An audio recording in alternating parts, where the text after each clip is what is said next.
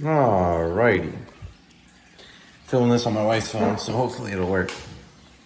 So this is it installed. The video on my iPhone cut off. That thing doesn't have enough memory in it. Hers does. This is kind of how it looks. It's on. It's rated for a year, constant on, it says in the book here.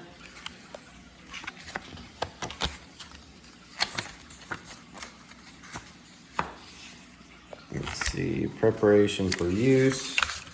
They're saying to stick the battery in the battery box, slide it in against the contacts, or else you damage the contacts.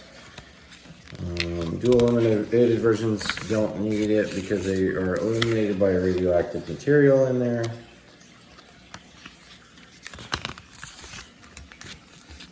There's operation. To turn on the unit on, simply press one of the buttons on either side of the unit and it will power into a default automatic mode.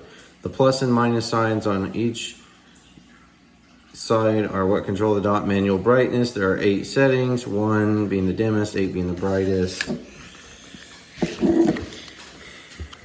Setting 1 and 2 can be used with night vision. You may adjust it as you see fit. To place the unit in automatic mode where the dot automatically adjusts to ambient light, press both buttons simultaneously for less than 1 second and release. To turn the unit off, press and hold both buttons for at least 3 seconds. I'll open this big guy here shortly. It says to put the RMR into button lockout mode, should be turned off with battery installed. Push and hold both buttons for at least 3 seconds. With the RMR will power up in automatic mode with manual brightness settings locked out. To regain manual adjustment, press and hold both buttons for at least 3 seconds to shut the unit off. Press either plus or minus on the RMR to put it in the default automatic mode. You will now have the ability to adjust the brightness manually. The illumination is provided from a combination of the material and fiber optics. No batteries needed, no adjustments at all. Replacing battery if the is on a mount. Disassemble and remove 2 screws. Supply the hex wrench once the hot side is removed. Blah, blah, blah.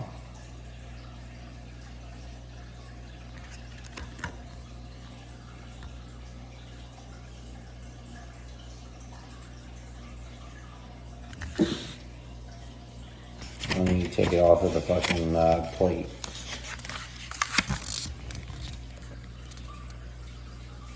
It is recommended to use the Trigicon sealing plate RM63 to achieve a waterproof seal up to 66 feet. Place the RMR back onto the mount, align the holes.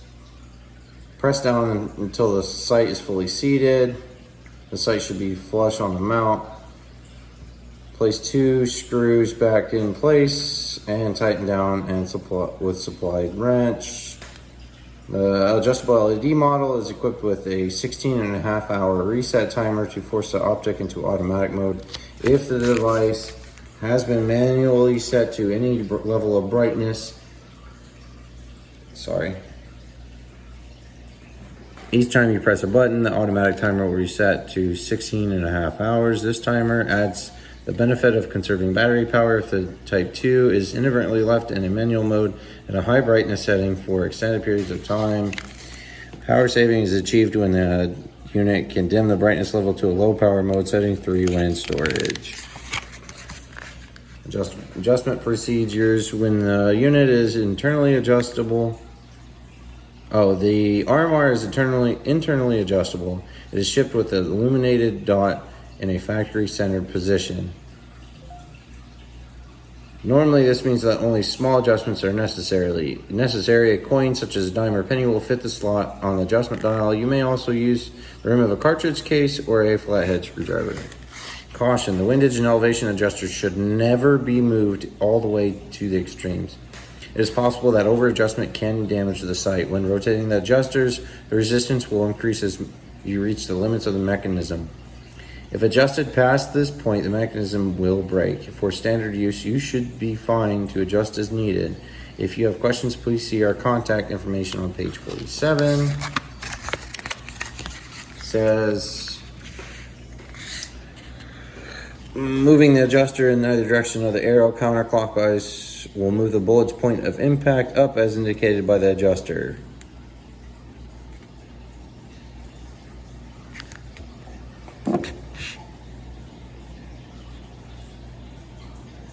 So you just gotta play with it until you get it. Seems like moving the adjuster in the direction of the arrow counterclockwise will move the bullet's point of impact right as indicated on the adjuster. Adjustment increments are 1 MOA per click, meaning that 1 click is required to move the bullet's impact 1 inch on a target at 100 yards. The amount of clicks can be detected through audible and tactile feedback.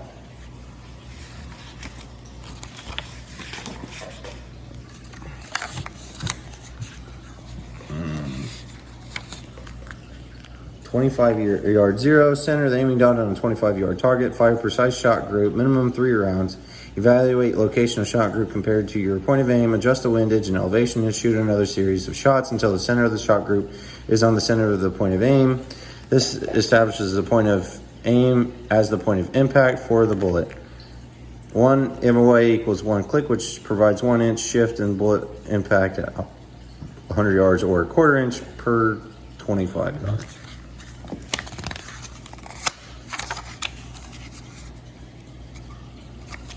Says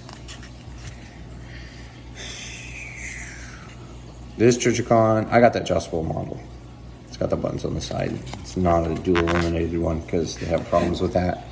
I was looking on other YouTube videos and whatnot. They have some issues with it, with washout. This model requires very little maintenance. If the lenses become dirty, wash using fresh water and soft clean cloth. The outer lenses may fog over in cold weather. Remove fog by using a dry, clean, soft cloth. Anti-fog solutions can be applied to the exterior of the lenses to help prevent fogging during temperature changes. That's nice. They say get a lens brush using lens pen to clean the product. Using the lens pen, first depress and push forward the lens brush slider, exposing the lens brush. Yada yada. Basically, their own proprietary bullshit to clean it. Alright. So what they're saying is, let's see if I can do this one-handed.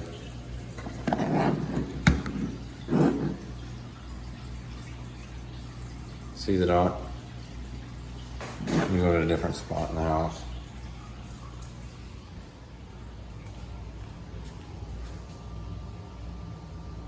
See how kind of bright the dot is?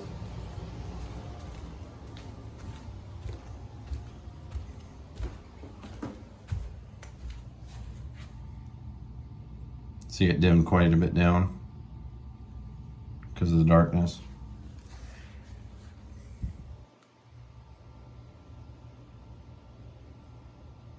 So you can see it kind of washes out.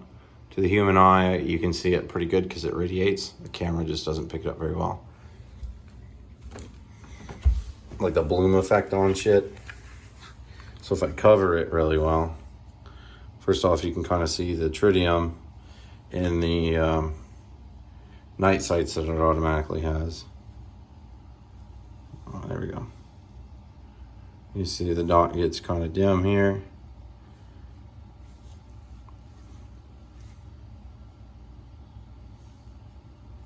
Doesn't have much of a useful window. Adjust it bright. It's as bright as it goes. It's obnoxious to the eye. Like it's like shining a red light in your eye, like literally like a flashlight. It's as bright as it goes. And you can see it has all that glare in it.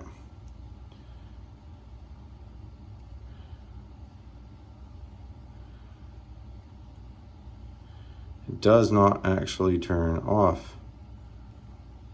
Let me see. See if I can see it. Yeah, I can see it there. I'm using, you know, I don't know if you can see it. Yeah, you can't pick it up on camera, but you can just barely pick it up to the human eye. It's just like a red tick, one of those aphids looking like. There's 2 clicks up. You can see it pretty good.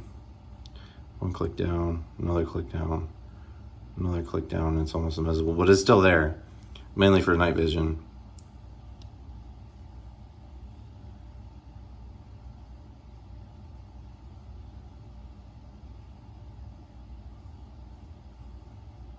and then if I were to double tap it, it will put it back down to automatic. See how it just shifted? So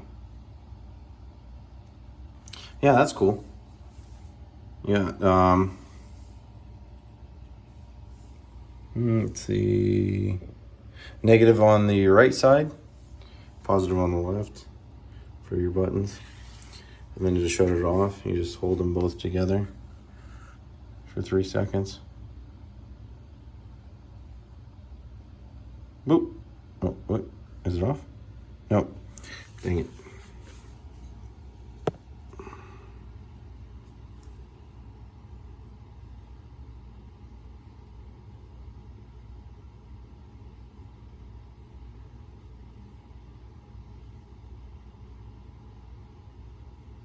There. Shut off. No. Dang it. Anyways, a little difficult, but you get the gist.